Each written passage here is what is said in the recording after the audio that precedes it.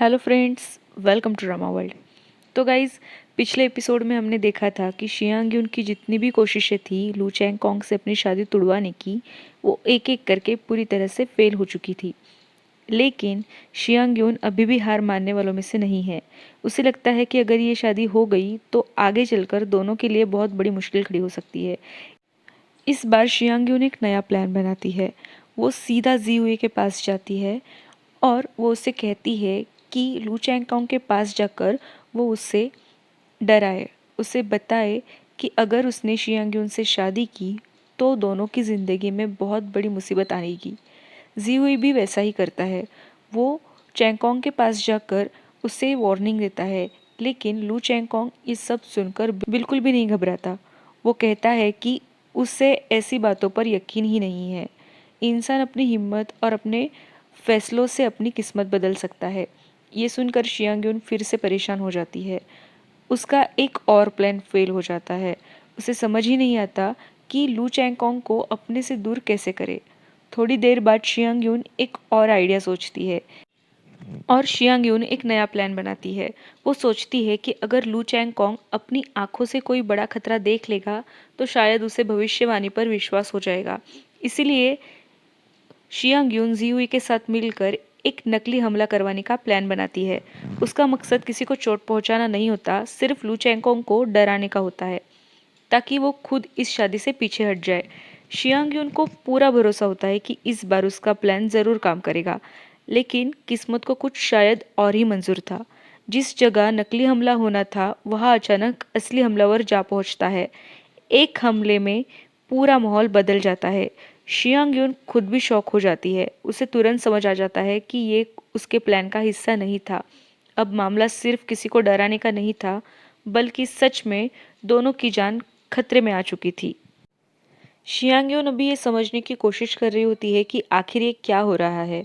उसे तो लगता था कि वहाँ सिर्फ नकली लोग आने वाले हैं, लेकिन सामने खड़े लोग सच में उन्हें मारने आए थे। अब उसका पूरा प्लान उल्टा पड़ चुका है। और इधर ही सीन शिफ्ट होता है प्रिंस निंग की तरफ, यानी कि शियो मिंग की तरफ।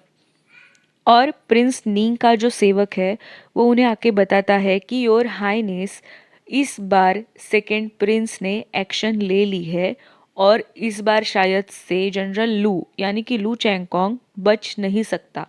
पर क्या हो अगर उनके साथ शियांग यून भी होगी, जो सॉन्ग मेंशन में रहती है।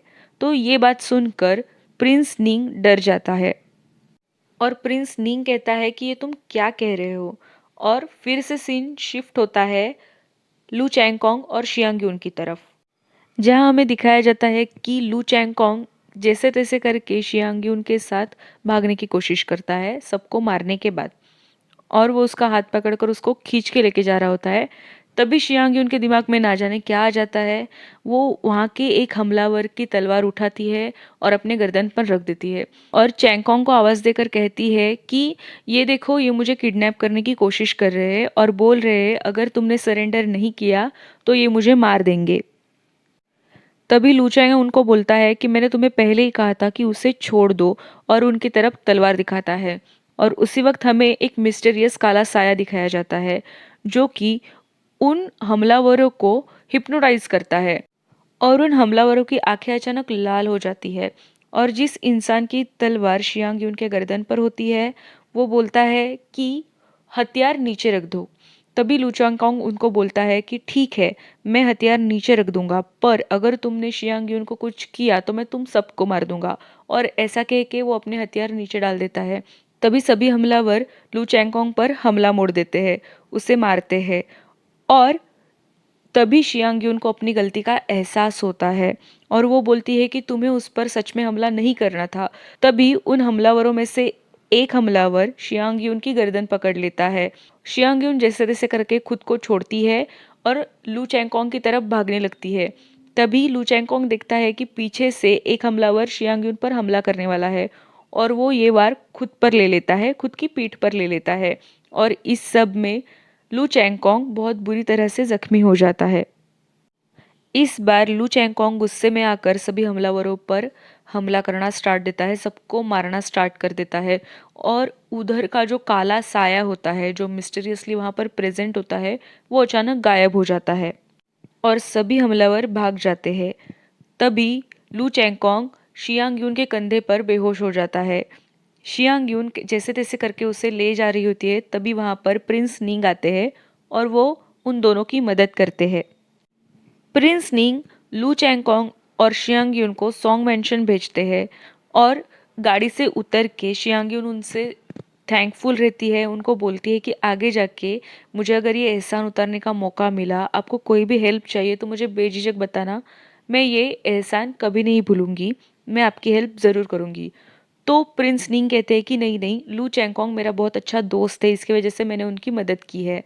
और यहाँ से निंग चला जाता है। तभी शियांग यून के फादर उसे बोलते हैं कि तुम्हें कोई अकल नाम की चीज़ है, तुम क्यों लू चैंगकोंग को उस जंगल में लेके गई? तुम्हें पता था ना वहाँ पर हमलावर रहते हैं हमेशा, तो तुमने ऐसा क्यों किया? शियांग यून अपने पापा से कहती है कि आपको सिर्फ लू चैंगकोंग की फिक्र है, मेरी कोई फिक्र नहीं है। आपने ये नहीं पूछा कि मुझे क्या लगा है या नहीं। तो शियांग यून के फादर उसको कहते हैं कि अब तुम लू फैमिली में जाके क्या बोलोगी, लू चैंगकोंग के फादर को कैसे जवाब दोगी इस सब चीज़ का।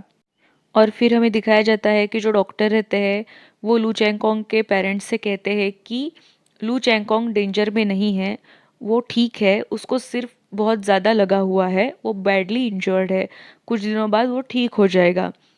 और यहाँ पर ये सीन ख़त्म हो जाता है। यहाँ से सीन शिफ्ट होता है सॉन्ग मेंशन पर, जहाँ पर जी हुई और शियांग यून एक दूसरे से बात कर रहे होते हैं। शियांग यून जी हुई को बोलती है कि मैंने तुम्हें कहा था कि नकली हमला करवाना है, इस हमले में मैं तो मर ही जाती। तो जी हुई शियांग यून को बोलता है कि मैंने जिन लोगों को हायर किया था वो तुम्हारे तक आए ही नहीं, वो वहाँ से ही भाग गए। यानी कि इस मोर्टल वर्ल्ड में सभी लोग अच्छे नहीं है, तुम्हारी और मेरी तरह कुछ लोग चालू है या फिर आप बोल सकते हो बुरे भी है। मैंने उनको इतने पैसे दिए तभी भी उन्होंने काम नहीं किया। और वो शियांग यून को शांत होने के लिए कहता है, लेकिन शियांग यून उस पर बरस पड़ती है कि मैं शांत कैसे बैठूं, अगर आज कुछ हो जाता तो मैं मर जाती। और तभी फिर से सीन शिफ्ट होता है लू मैंशन पर, जहाँ पर शियांग यून को उसकी गलती का बहुत एहसास हो रहा है कि उसने जो किया है वो बहुत गलत है और इसके लिए वो सोच रही होती कि अभी मैं क्या करूँ। शियांग सोचती है कि मुझे अभी एक्टिंग करनी पड़ेगी। अगर चूकोंग को पता चला कि मैंने वो मेमोरी इरेजर एलिक्सर नहीं पिया है तो मैं तो गई काम से। और ऐसे ही वो लू चैंगकोंग के रूम में जाती है और वहाँ पर जाकर रोने लगती है और बोलती है कि लू चैंगकोंग प्लीज़ मरना मत, जल्दी ठीक हो जाना वगैरह वगैरह। और उतने में ही लू चैंगकोंग की आंखें खुलती है, वो शियांग यून को मतलब बोलता है कि रो मत, मैं ठीक हूँ वगैरह वगैरह। और तभी सीन शिफ्ट होता है इमोर्टल वर्ल्ड में, जहाँ पर मैरिज पवेलियन में बैठे बैठे रेड थ्रेड मास्टर और उनका स्टूडेंट ये सीन देख रहे होते हैं और वो एक दूसरे को कॉन्ग्रेचुलेशंस कर रहे होते हैं, क्योंकि उन्हें अभी लगता है कि मैरिज पवेलियन में एक पॉर कपल आने वाला है। और तभी रेड थ्रेड मास्टर अपने स्टूडेंट के साथ चीयर्स करते हैं और मन ही मन बोलते हैं कि शियांग यून तुम तो बहुत बड़ी एक्टर हो, इतनी अच्छी एक्टिंग कर रही हो, तुम्हें पूरा सब कुछ याद है तभी भी इतनी अच्छी एक्टिंग तुम कर सकती हो।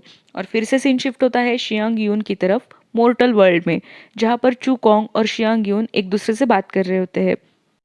और शियांग यून लू चैंगकोंग को कह रही होती है कि आगे जाके मैं तुम्हारी अभी बहुत केयर करूँगी, लेकिन तुम मुझे प्रॉमिस करना कि आगे जाके कभी कुछ भी ऐसा अगर हो जाए, मेरी कुछ गलती भी रहे तो तुम मुझे कभी मारोगे नहीं, ना ही मैं तुम्हें मारूंगी। उसे लू चैंगकोंग कहता है कि ये कैसा प्रॉमिस है? तो वो बोलती कि नहीं तुम प्रॉमिस करो ना। तो लू चैंगकोंग प्रॉमिस कर देता है। और फिर सीन शिफ्ट होता है उस मिस्टीरियस साय पर। उस मिस्टीरियस साय से एक मिस्टीरियस पर्सन बात कर रहा होता है कि सॉरी लॉर्ड, मेरे से गलती हो गई कि आज मैं उन पर हमला नहीं कर पाया, वो मेरे हाथ से छूट गया।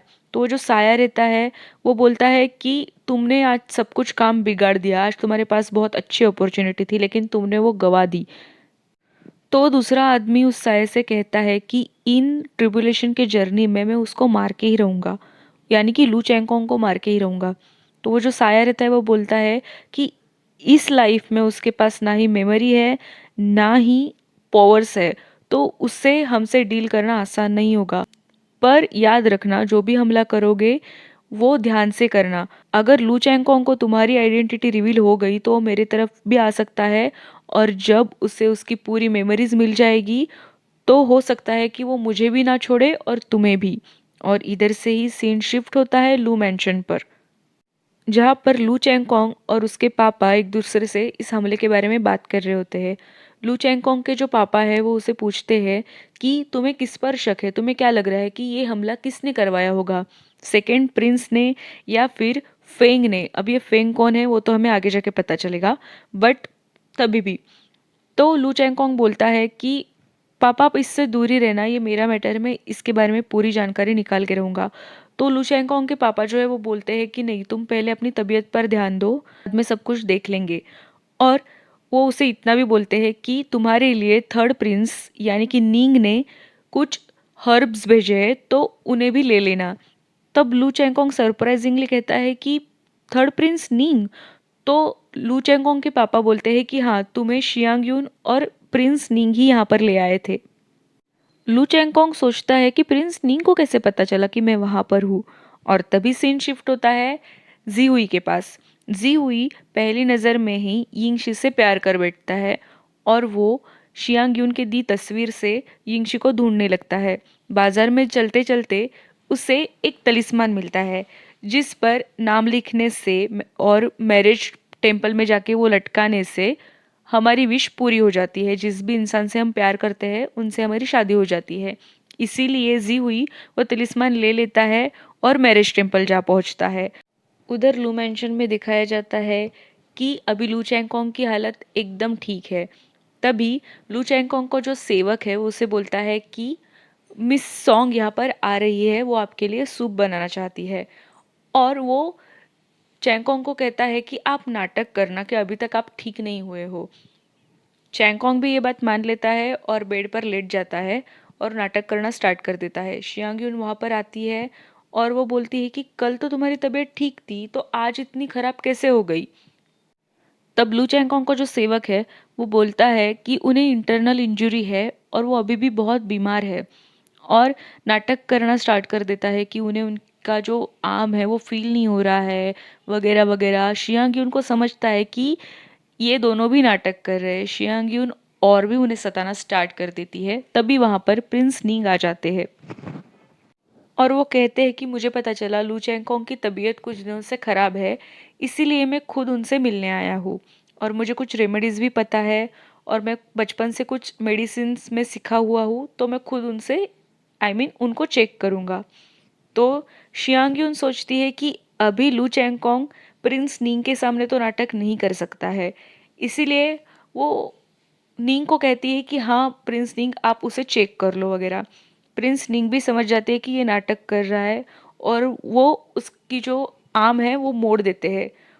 और फिर लू चैंगकोंग अपना हाथ बोलता है कि अरे अचानक से मेरा हाथ एकदम ठीक हो गया।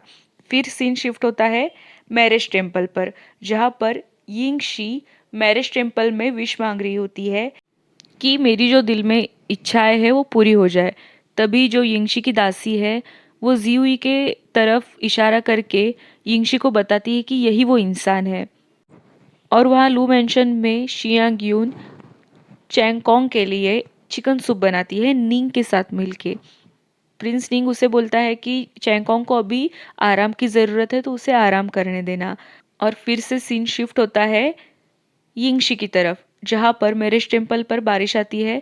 और जियुई को तभी याद आता है कि उसके मास्टर ने उससे कहा था कि मोर्टल्स यानी कि ह्यूमंस जो होते हैं वो बारिश में भीगने से बीमार गिर जाते हैं, और इसीलिए जिहुई यिंगशी को जाके अपना छाता दे देता है। यिंगशी उससे ट्रिक करके वो छाता लेके चली जाती है और जिहुई खुद भीगते रहता है।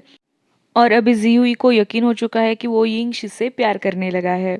दूसरी तरफ सीन शिफ्ट होता है हमारे विलन के पास यानी कि जिनलियान के पास।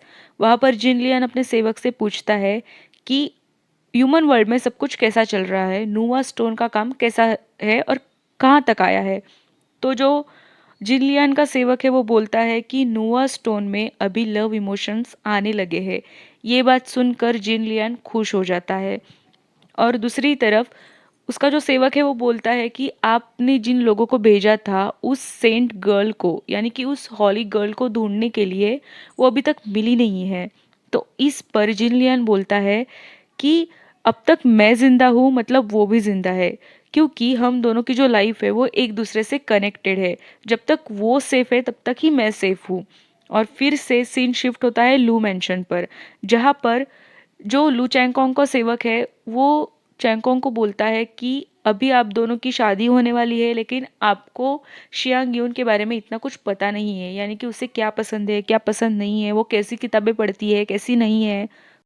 और इसके बाद फिर से सीन शिफ्ट होता है सॉन्ग मेंशन पर, जहाँ पर शियांग यून पढ़ रही होती है खाते खाते, और शियांग यून और चैंगकोंग के बीच में कुछ रोमांटिक मोमेंट आती है, जहाँ पर चैंगकोंग उसे बोलता है कि कोई कुछ भी कहे, तुम जो भी कहोगी मैं वो सब कुछ करूँगा तुम्हें खुश करने के लिए।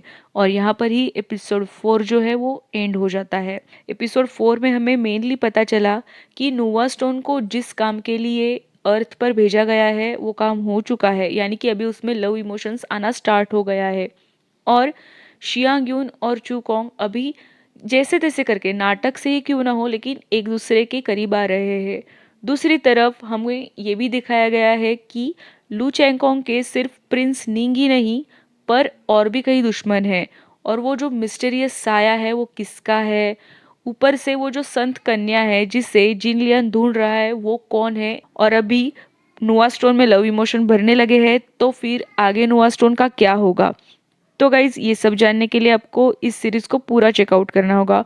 और अगर आप सीरीज़ चेकआउट नहीं कर सकते हो तो मेरे एक्सप्लेनेशन वीडियोस ज़रूर देखना, वो आपके काम में आएंगे। तो गाइज़ अगर आपको मेरा एक्सप्लेनेशन अच्छा लगा हो तो वीडियो को लाइक कीजिएगा, चैनल को सब्सक्राइब कीजिएगा और बेल आइकॉन प्रेस करके रखना। और गाइज़ मिलते हैं हमारे नेक्स्ट एक्सप्लेनेशन के साथ, तब तक के लिए बाय बाय।